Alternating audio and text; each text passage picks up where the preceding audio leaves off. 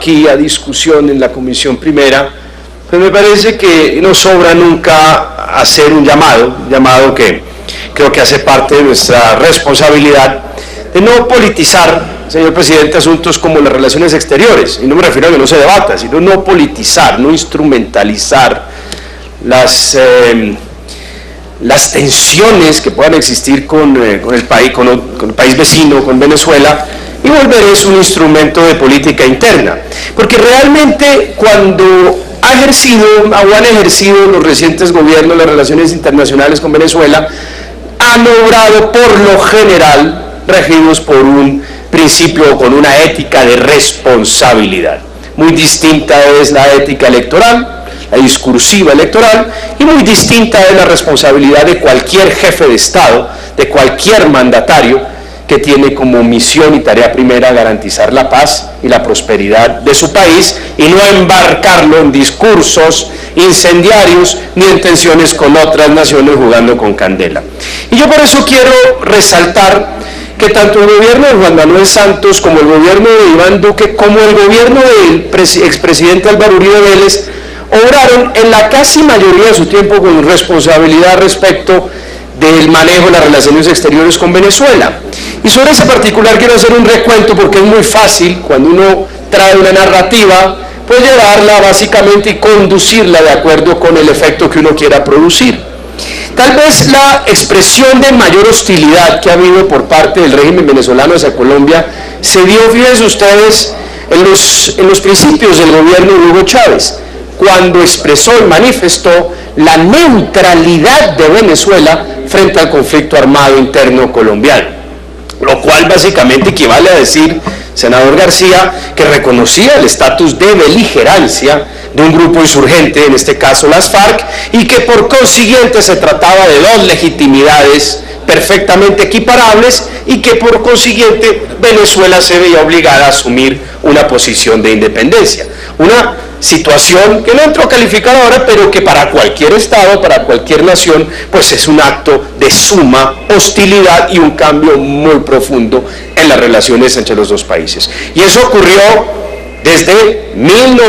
ocurrió en 1998 y así lo mantuvo Venezuela en adelante. Eso no fue óbice, tampoco fue un obstáculo para que el gobierno del entonces presidente Álvaro Uribe Vélez sostuviera relaciones cordiales con el gobierno de Hugo Chávez. Y es bueno refrescar y hacer memoria. Entre 2002 y 2009, presidente, hubo más de 16 reuniones bilaterales entre Hugo Chávez y Álvaro Uribe Vélez. Es decir, hubo relaciones más bien cordiales entre los dos gobiernos. En los 8 años de mandato hubo 2 reuniones al año entre Álvaro Uribe Vélez y Hugo Chávez Frías. Y esa época o esos años no estuvieron exentos de tensiones y de problemas. Recordemos el secuestro de ciudadanos colombianos en el año 2002, cuando fueron secuestrados y llevados a territorio venezolano, acción que fue condenada por la entonces ministra de Defensa Marta Lucía Ramírez. Eso no fue de ninguna manera un obstáculo para la reunión bilateral que hubo en el año 2003 entre Álvaro Uribe Vélez y el presidente Hugo Chávez. Lo mismo podemos decir más adelante cuando hubo básicamente un llamado por parte del gobierno nacional al gobierno de Hugo Chávez. Esperen un segundito, por favor. Cuando hubo un llamado por parte del gobierno, mi esposa me hace yo llamar, de Hugo Chávez, un llamado del gobierno nacional al gobierno de Hugo Chávez para que mediara la liberación de los secuestrados. Estamos hablando del año 2007. Y en el año 2007 ya se conocía perfectamente la presencia de campamentos de las FARC y del ELN en territorio venezolano. Ya había sido plenamente ilustrada la presencia orgánica de estas dos organizaciones en territorio venezolano. Eso no evitó que entre 2006 y 2007 y 2008 hubiera 2 reuniones al año entre el doctor o expresidente Álvaro Uribe Vélez y el expresidente de Venezuela Hugo Chávez Frías.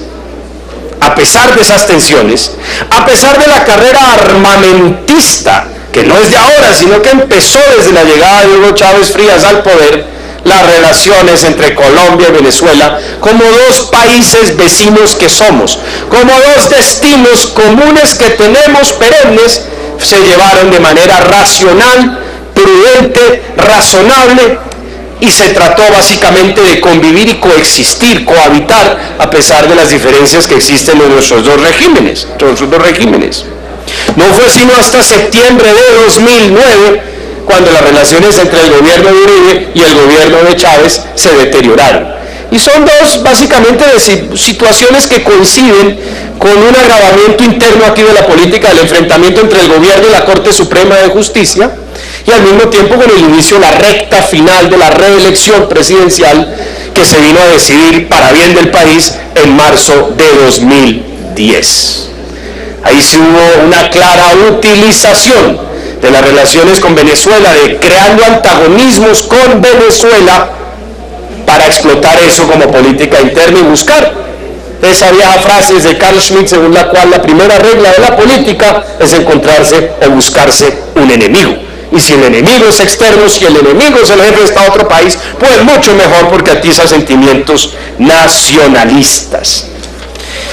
Es decir, entre 2002 y septiembre de 2009 las relaciones entre los dos gobiernos fueron razonables, racionales y equilibradas. ¿Qué le rompió? Un parapeto que supuestamente le encontraron a las FARC unos lanzacohetes viejos, que después se descubrió que habían sido vendidos por elementos de las fuerzas militares venezolanas a las FARC a mediados de los años 80 y que ya eran inservibles, y se utilizaron, se mostraron ante las cámaras de lanzacohetes justo cuando el país o la rama ejecutiva de ese entonces se enfrentaba serias tensiones con la Corte Suprema de Justicia y cuando se debía definir la reelección en marzo de 2010 en la Corte Constitucional. Eso es para hacer básicamente una recordación de lo que han sido las relaciones de Colombia y Venezuela y cómo tenemos que ser sensatos, prudentes, a la hora de entender que cuando coexisten o cohabitan los regímenes distintos en países que comparten frontera, la prudencia es la regla mayor. Entonces, un poco para terminar y hacer ya una observación, cualquier llamado que se haga a una intervención militar, pues es francamente irresponsable y a veces caricaturesca. No puede haber intervenciones militares porque eso no hace parte del espíritu de convivencia ni el espíritu democrático que ha regido las relaciones entre los países de América Latina. A nosotros nos rige una carta de principios y de derechos que hace absolutamente inaceptable cualquier alusión a una intervención extranjera. Y por muy difícil que sea la coyuntura en uno de nuestros países, no se puede permitir la intervención extranjera por parte de ninguna potencia global en nuestro continente. Eso debe ser un principio absolutamente rector, porque las coyunturas pasan, los estados de ánimos pasan, la situación política aquí en Venezuela pasará, pero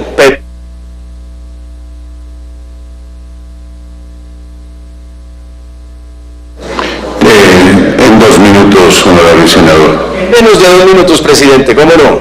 Siempre diciendo básicamente que el camino es la presión diplomática, pero la presión diplomática con dientes, la presión diplomática de verdad con determinación, porque no puede ser que en lugar de buscar medidas de verdad drásticas para aislar al régimen de Maduro, como lo que hemos propuesto acá, que es una lista que le persiga los activos a los miembros de esta cúpula, que es su última satisfacción o su última seguridad personal, nosotros prefiramos los discursos incendiarios de llamados a intervenciones militares o guerras. Francamente es incomprensible que eso esté ocurriendo por parte de responsables del gobierno nacional y que al mismo tiempo se opongan acá a una medida que existe en otros países que hace parte de las herramientas de la diplomacia, que es básicamente sancionar y castigar el ocultamiento de bienes producto de la usurpación, de la violencia, del narcotráfico, de la corrupción en Venezuela en nuestro territorio nacional. Muchas gracias, señor presidente. Señor secretario.